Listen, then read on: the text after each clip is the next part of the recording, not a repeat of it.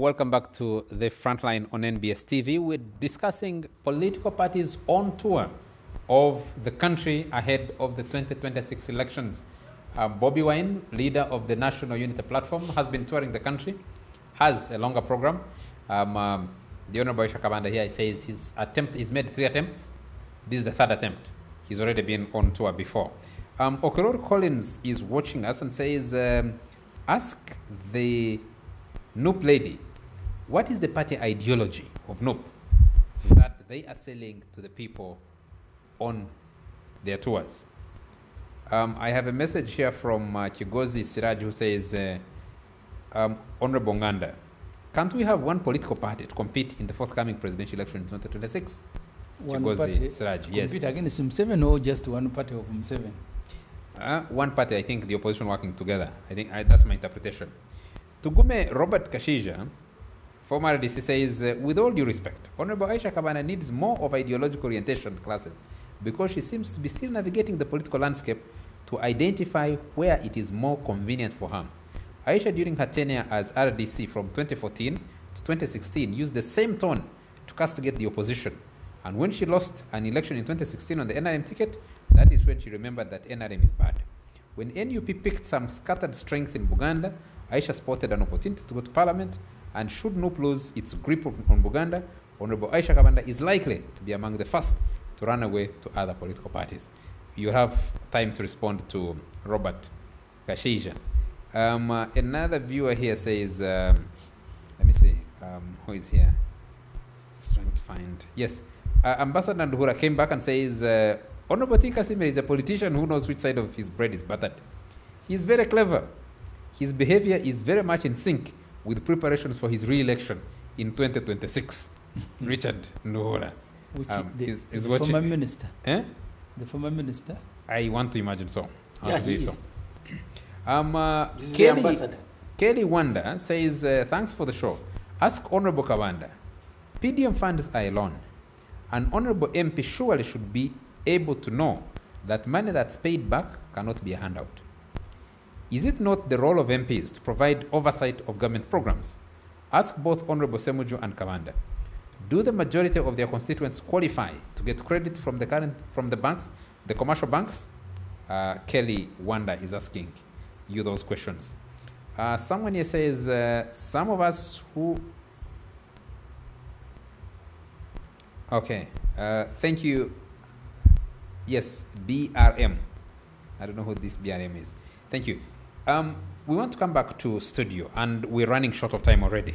So I want to run across the table and start with Medina. From where you sit, how do you see the rest of 2026 beginning to shape? Is it beginning to take shape already? Maybe before I go to that, I wanted to tell you that as NRM, we are anchored on party principles that guide us. One is nationalism, socio-economic transformation, patriotism, and Pan-Africanism. So whatever we do is in that line. When I listen to these brothers and sister, actually the brother and the sister who are lost, blaming Museveni all the time, I am made to wonder. But I think the reason is this, that the only manifesto they sell to their people, after failing to fulfill what they have promised as members of parliament to their constituencies, the opposition MPs, the only escape for them is to blame President Museveni for their failures, because otherwise you've seen that most of the issues they are raising here have left me wondering. Do you even because know the role of a member of parliament? I know that a member of parliament, one of them you mentioned that they provide oversight. They're the very people who come out and cry, oh, government has done nothing, corruption this, corruption that. What have they done in that regard? They are talking about peanuts, PDM, the money appropriated, but they appropriate resources. For us, we get what, as citizens of this country, whatever we get is what comes from Parliament. I have never seen them disagree on how much they are getting. I've never seen Honorable Aisha Kabanda disagreeing on the money she gets for trips, which, by the way, is a lot of wastage. And when she talks about how the economy is doing badly, we are borrowing too much, but part of the wastage is also them. So they should tell Ugandans how much they appropriate to themselves as members of Parliament. Coming to your question, I think as a party... All along, we hadn't started on the question. Yes. Shall we have as a party, ourselves? we are very prepared, and we've started the preparations, because one of them is to ensure that whatever we promised Ugandans is actually fulfilled. And when we did the midterm review of the NRM manifesto, then we were at 35%, but of course we were heavily affected by COVID, and we expect that by the end of the term, we would be at over 70%. We may not be able to achieve everything, but that is enough to launch us to the next manifesto. Our previous theme was on securing the future, and we hope within this term we will have secured the future of many Ugandans. We as a party have a constitution that guides us on whatever we do. We have a party roadmap that gives us guidance on which activities we should do when. That's why you don't see us staggering like these people. You see them... You've been marked out, and both internally, your own internal reports and assessments, and externally, that a lot of the party primaries tend to be very chaotic. Accusations of rigging, even in Kisoro, whose results we expect to get before we end this show. Even in Kisoro, you have a contestation where there is a dispute on who takes the party flag, forcing other party members to still run as independent. How are you addressing that? Elections everywhere in the world are supposed to be free and fair, not free and excellent. And the NRM is not going to be immune to some of the challenges that come with that. But one of our biggest challenges then was the organizing elections. In the last primaries we organized were without a register, and this time around, because we came up with a new voting system of the lining up, open, transparent. However, we didn't have a register, but now we're prepared. We are actually in the final stages of ensuring that we have a clean register, and we are going to test the lining up for the first time with the register, and I'm quite sure that many of the challenges we had in 2020 in organizing the primaries will not surface. The case of Kisoro, for instance, I told you that we had about 8 contestants in the race, but out of the 8,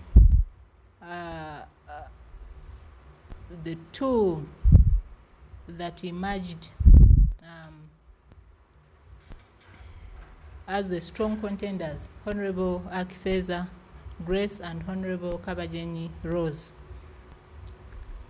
Actually, the voting was done by lining up, yes, and also using a register.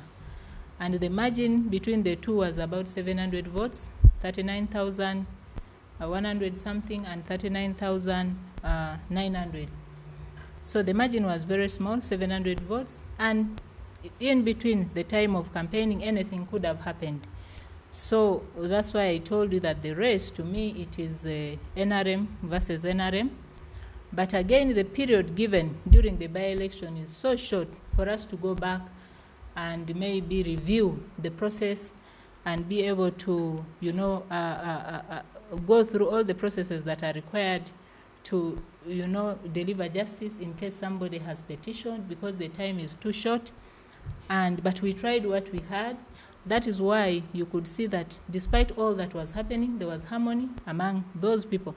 Even when the president came to campaign, we saw that both candidates were present, the independent and the NRM candidate. Maybe the other issue in Kisoro, which we shouldn't lose sight of, is the issue of politics of identity, which the president has constantly spoken against, that we have people aligned to given ethnicities or religious groups, and they want to use that to tear up the people. But the NRM has come strongly condemning. In fact, in one of the presidents, in the rallies recently, the president condemned and even said that if any candidate is found to have divided people along religious lines, even when she has won, she should be disqualified. Thank you. And we took that as a strong guidance to Ugandans, not only in Kisoro but the rest of the country, to avoid dividing our people along those lines. Thank you. As NRM, we are waiting for the time when the right time for us to be able to also present our candidates to the relevant organs or those who show up, and we have a process within which candidates are presented. Thank you. I think you used up your time. Let me go to Honorable Aisha Kabanda, then I'll finish with the gentleman. You're looking to 2026. How well prepared are you? What does the journey ahead look like? Do you want me to answer the questions by your viewers? I have put a question to you. Number one, first of all, people expect me to go defensive or explaining that probably I came to opposition by conviction, what. I want to tell you, when Museveni was when he witnessed rigging in 1980s, again, Semogere went to the bush. This time, Aisha did not witness rigging. She was rigged out. Okay? I was declared the loser of elections by 56, and I asked for a recount, tried all avenues until when the boxes were broken. Seals of boxes were broken in the hands of government. Not mentioning all what happened. Was that in your in the party primaries? No, that was actually in the mainstream elections. And I was okay. Now, if Museveni went to the bush, having witnessed rigging against Museveni, against Semogere, what did you expect of Aisha having been rigged out? If you want to hear yes that I went to opposition because I got annoyed, yes I did. Okay, I am not shy about that. I was angry. Fine, you can hear that. That I was rigged out by the NRM. So I confirmed actually that they cheat in elections. I confirmed that. It is a state-designed program. It's a state design. I was helped by people in opposition who had long studied how they do things. They helped me to secure my victory. That one's closed out. On matters of ideology, whether we have an ideology or not, I was part of meetings. I think she had not even thought of joining the NRM, okay? I was part of meetings when NRM was trying to think, what is our ideology? 2005, when they are forming a party, okay? All that time, they didn't know what they were, okay? The NRM party was formed in 2001, if that's what you want to hear, okay? Yes. And the questions were, what are we? They didn't know. They didn't know up to that time what they were and what they were, what they stood for. They didn't know. Okay. If President Museveni had been in politics since 1960s, as he says, and up to 2000, he didn't know what he stood for. Eh? Why do you want me to come here and say ideology? I should tell you, nobody here in Uganda votes on the basis of a party ideology. And I should also tell you that almost all parties in Uganda are professing the same ideology. Okay? If you had to talk about ideology... What is that ideology that you profess? Just wait. If you had to talk about matters of ideology, recently I went to prison to Chitaya to visit our boys. They are telling us, don't tell us anything, Aisha, about election hearings, vote reforms. Please tell us, when are we getting out of this place? What is your ideology? So do you want me to talk about party ideology at the expense of fundamental human rights? Okay? Do you want to tell me? I was there. Let me tell you, Bedina, if you don't know, I was in meetings when President Museveni was contemplating what he was standing for. In 2000, after he had disturbed this country since 1970s, he disturbed this country for only one thing that he didn't want Amin. Not because he had a different ideology from Amin, but he just didn't believe in him. Okay? So Prime Museveni disturbed this country since 1960s up to 2000. And in 2000, he was trying to define what he stood for. Okay? What should be the aspirations? Of course, you know the ideology of NRM is Museveni, and the person who said it on air was right, and with NRM without Museveni, NRM is not there. Okay. So, do we have a party ideology? Yes, we have a party ideology. Can we articulate each matters of party or party ideology? Yes, we can. But do you want me to call a rally and start talking about the party ideology when people are asking me about their children? They are telling me, where is Chibalama? So you want me to go and start say, okay, we are not leftists, we are rightists, we are center skewed, we stand for the masses. You want me to go and explain that? Why not asking very important questions? Where are our people? Why are our boys and girls still in prisons now where they don't have a case? Why? These are fundamental questions. That's why he told you, Semuju, and rightly so, that at this time, our sole problem is governance. Okay? Our problem is President Museveni. Until Museveni goes, by the way, and President Museveni, together with people that speaks the language he speaks, because there are several of them that think that we should live by the bar of the gun. Okay? Those who think that we should create another monarchy, from him, his children should come. Until we sort out governance issues, we don't have matters of ideology to talk about. Nobody votes in this country on the basis of ideology. No one. So even preparation to 2026? We can prepare. We can prepare. That's why but between me and you, between the preparation of elections for 2026 and going to Parliament and ask questions of our boys and girls who are still held in incarceration, some of them whom we even don't know where they are, which is the most important question. Thank you. Do I go and ask questions about electoral laws, or I go and ask questions about when is the release of these boys, okay, who have not had justice? Thank you. Honorable Semuju? Yeah. Yes, same question, really. What is the question? Heading to 2026, what's your reading of the journey? So we are under military rule. That's why Mr. Museveni, in all elections, his conduct and behavior is going to be the same. Power in Uganda is still habituated by the gun. And I want to congratulate Tinka Simile, because there are many people who thought because we are under military rule, one general should hand over to another general, this time his son. So these elections is not the only opportunity to change government. We have said that many times. Citizens have a duty. If we choose to end Museveni's rule and we commit ourselves, it is possible, like elsewhere it has been done, and it's possible. So for us, we are in the process of constructing a new platform whose duty is not just participation in the elections, but mobilizing people through civic action to make sure we cause a regime change. And once that has happened, you see, you've been laboring asking academic questions of ideology and policies. Well, that was a listener. You and I, we have covered the elections. Each party, including, by the way, private candidates, independent candidates, they all have good reading manifestos, including people you can despise. They all have manifestos, they launch them. Some of the policies are the same, they are a bit of difference. I have covered rallies as a journalist.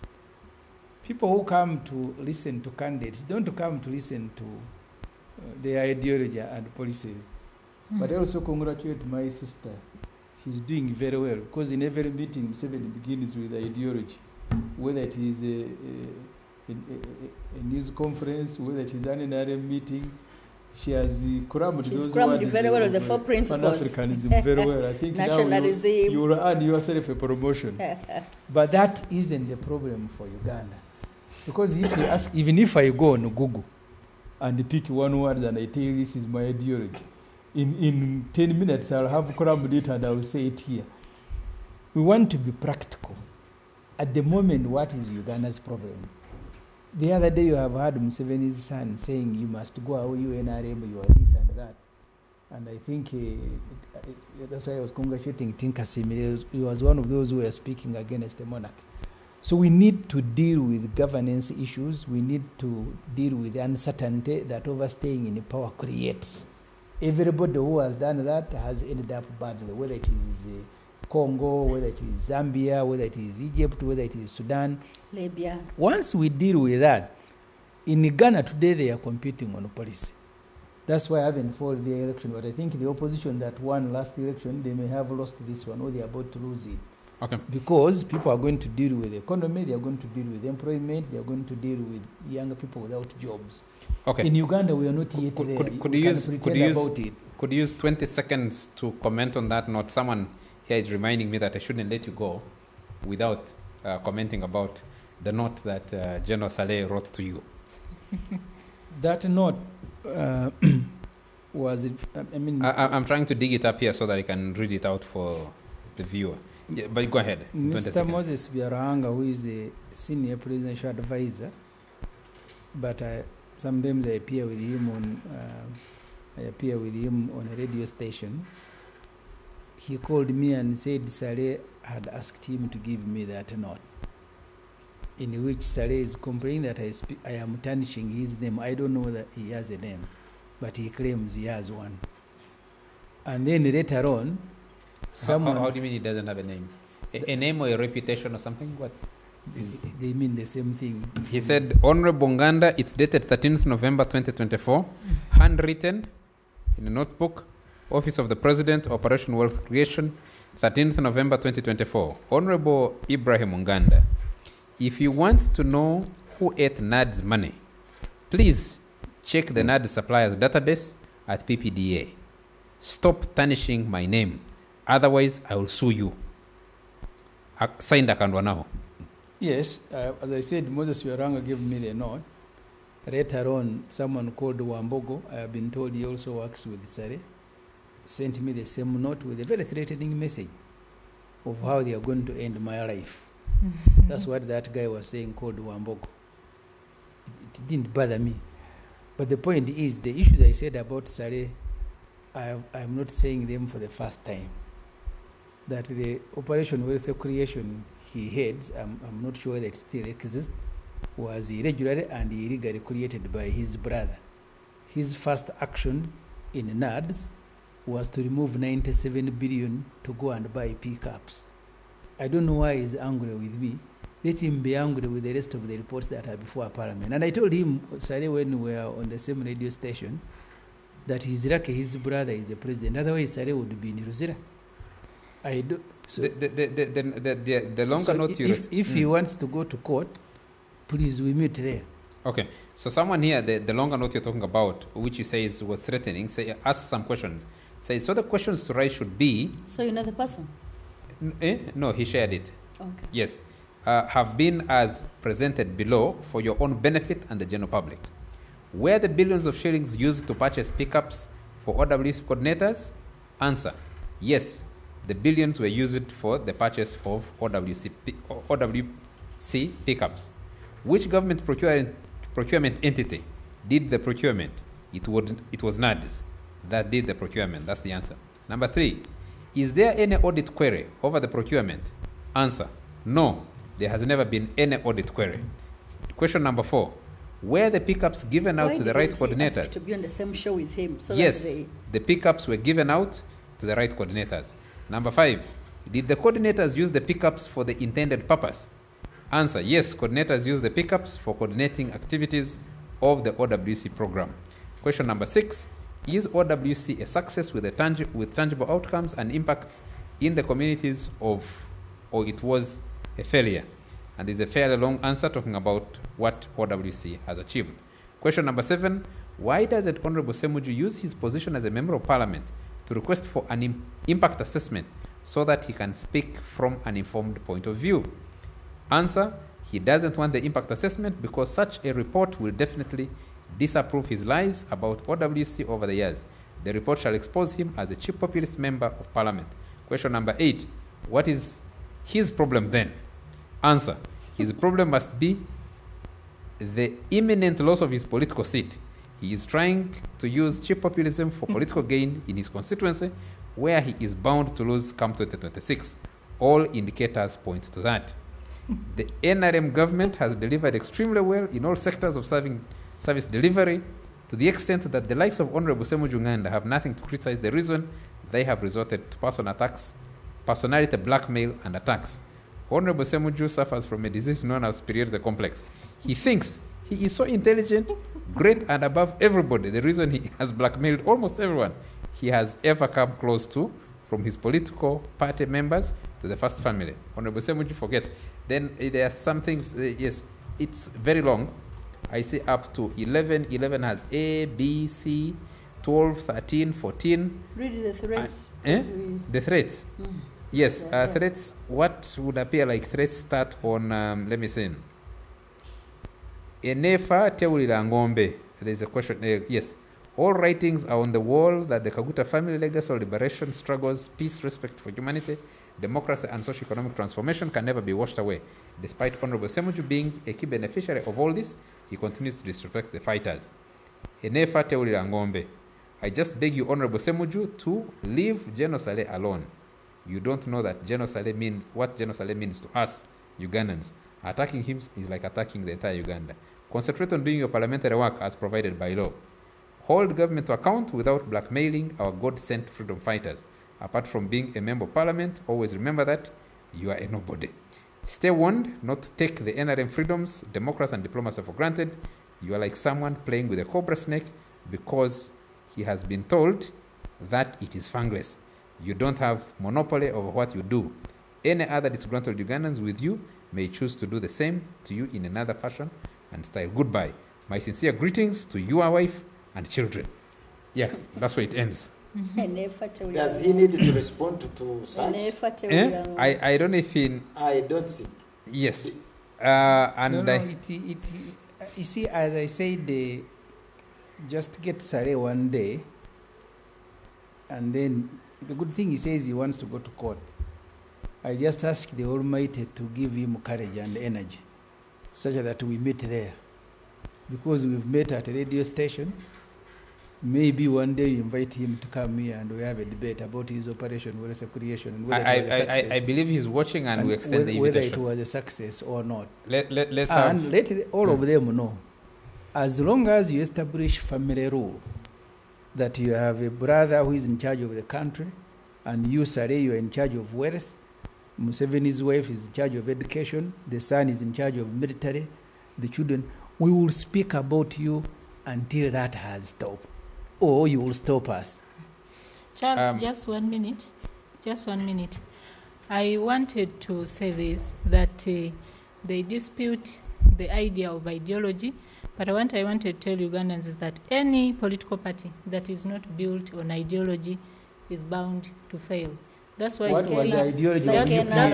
That's why you see the like FDC NRM. Now is in disarray. What was the ideology? Every other day they are coming up with she has never been a member of UPM, so she they are did not coming know. up with the new. NRM is not new. Every day they are forming new political parties because they don't know what they stand for. Belonged to all. But he was in UPC. It is not he was about. in DP, let me finish. UPM, let me finish. Now he's in NRM. It is not about so the amount of time. Let me just finish. She doesn't know. She a doesn't know that NRM. Let me finish. Just a second. Just a second. I finish. Can I use my time? It is not about the amount of time that a leader stays in power. We have seen South Sudan. It is hardly 15 years. But already, when I travel to my home district in Koboko, so they have no ideology. And I go to Raba at the border, it's so a ghost town. It is not about the amount of time a leader has spent in power. No, I want to hear leadership, you. South Sudan has no ideology. Leadership built on ideology is bound to stand. That's why the NRM government is still in power. Thank you. And it is yet to continue. Barnabas, you have your time. Talking about ideology, look at the list of the historical high command and council. They are all of the same ethnic group. Can you allow Barnabas to use his time, please? You know, I from the time after graduating, finishing my bachelor's, I stopped. I became civil in my debates, more civil. So I would want to listen.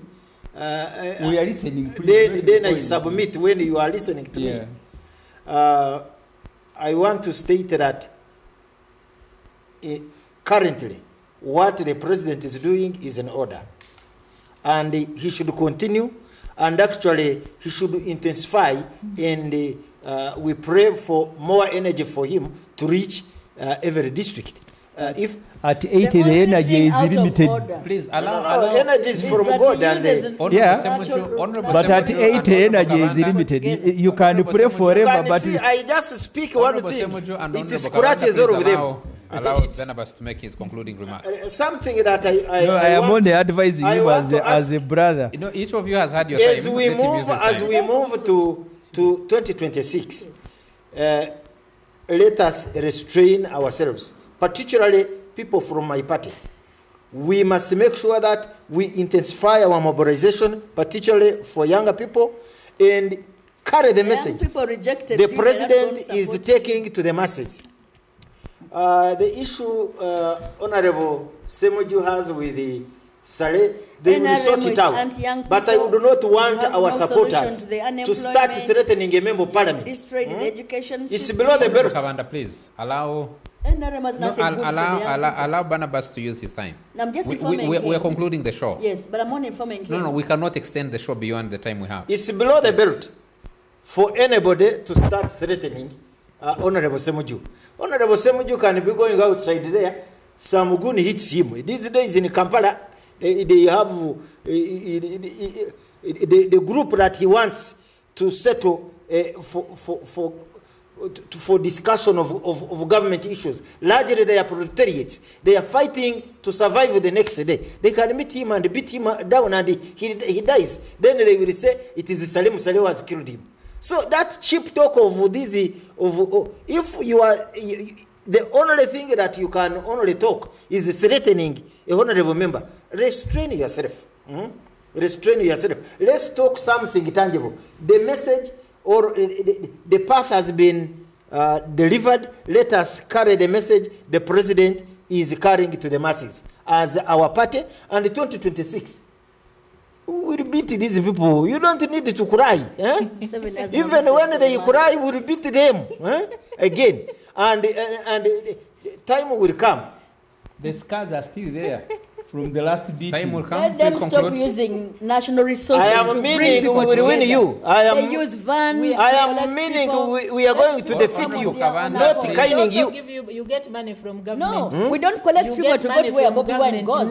But for you bring all vans from Charles, I will return to my previous form of debate, where I silence everyone on the show and I debate alone. Because I can. Yes. I know the trick. Honorable Tinka Simire, thank you very much. Our time is out. We need to get out of here. Thank you very much. Honorable Barnabas Tinka Simire. Thank you very much.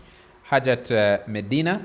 Thank you very much. Honorable Aisha Kabanda and Honorable Ibrahim Semujunganda. Frontliner Ofono Pondo was unable to be on the show today. Maybe he'll join us again next week. We haven't had the results yet from Kisoro by-election. The Electoral Commission hasn't yet announced. No. You did say that Kisoro has a difficult terrain. It is you who said it. That's so true. I would want to imagine that. Did I have to say it? Who doesn't? I want to imagine that collection of the results maybe has been not as easy as you would have expected. So we will, however, on the various platforms of Next Media, bring you to speed with the results as soon as they are announced. For those following on Afro Mobile, our social media platforms, and on our programming as the day continues, we will be able to bring you that information as and when it is available. Thank you very much, members, for being part of this discussion. Thank you very much to our viewers who follow us and send us feedback every Thursday. And thank you very much to the production crew that's there played to deliver the show to you. From me, till next Thursday.